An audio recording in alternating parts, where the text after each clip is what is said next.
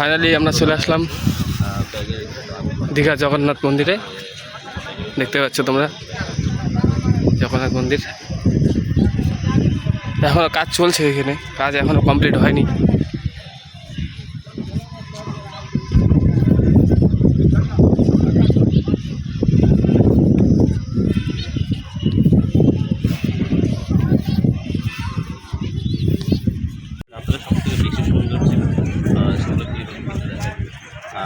আমাদের রাত্রেই প্ল্যান ছিল, কালকে ভাবছিলাম যে কালকে রাত্রে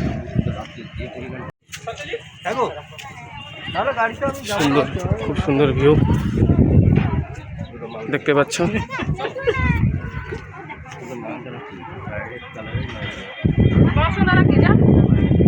মানে খুব সুন্দর, রাত্রের দৃশ্যটা খুব সুন্দর ছিল। তো কালকে রাত্রে প্রচুর ভিড় ছিল, ভিড়ের জন্য কালকে রাত্রে ঢুকতে পারিনি আমরা।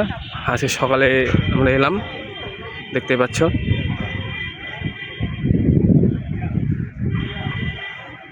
খুব সুন্দর একটা জায়গা, খুব সুন্দর একটা মন্দির। এই যে আমরা মন্দিরের সামনে দাঁড়িয়ে আছি। ফাইনালি এই মন্দিরটা এখন বন্ধ আছে বন্ধুরা।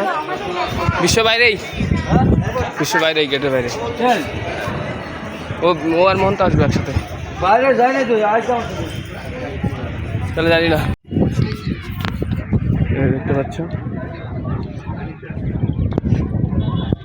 আস্তে আস্তে হাত ধরো।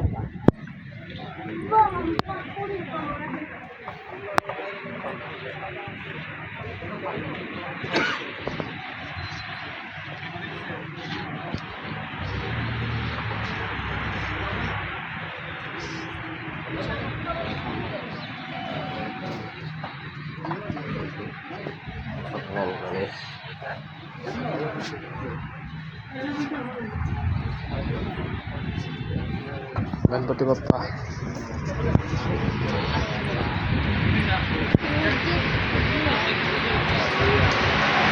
ভিতরে এন্ট্রি করলাম।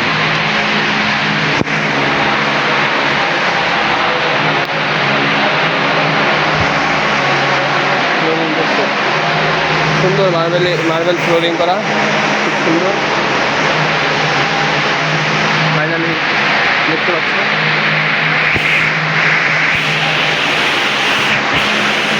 ফাইনালি তোমাদেরকে দেখাতে চলেছি। ফাইনালি জগন্নাথ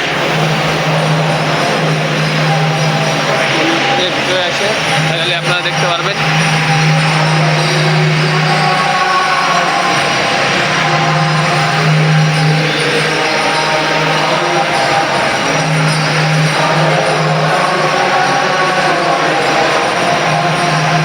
ফাইনালি দেখো বন্ধুরা,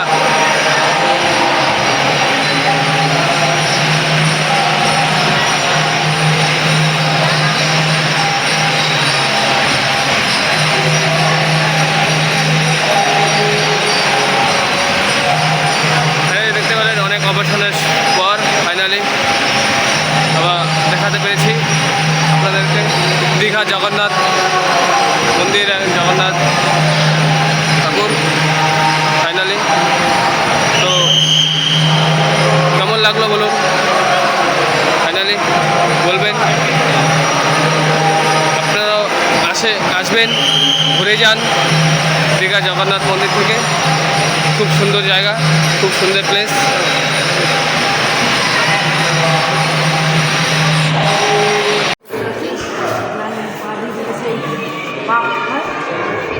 দেখো দর্শক, ফাইনালি আমরা এন্ট্রি করে দিয়েছি জগন্নাথ মন্দিরের ভিতরে। একটা গেট পেরোলাম মাত্র।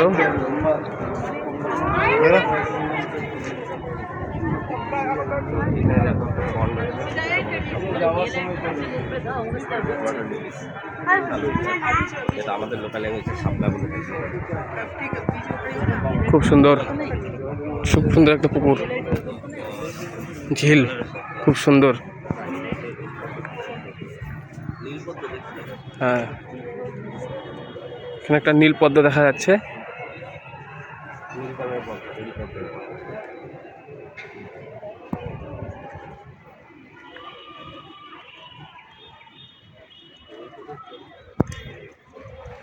ওই সাইডেও আরেকটা আছে এরকমই সেম ঝিল।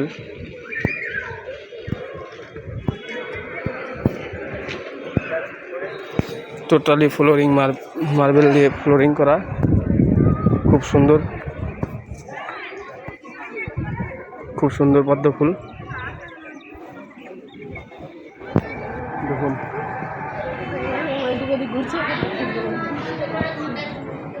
কি